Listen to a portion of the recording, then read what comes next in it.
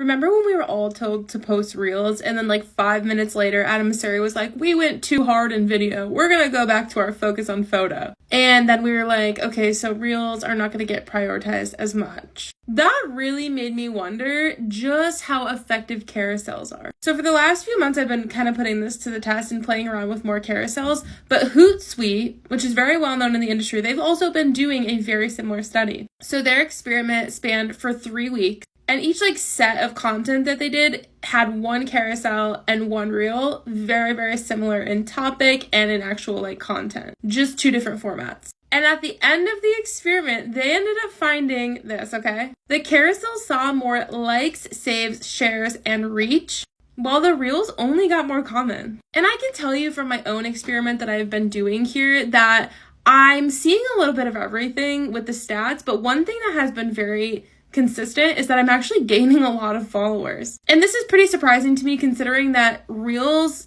go out to people that don't follow you, whereas carousels typically are mostly seen by your audience or like the explore page or in those suggested posts that I honestly turn off every time I see it. But I'm growing more than I ever have in months. So there are a lot of benefits to sharing carousels that I want to share with you, but you let me know if you want to hear them.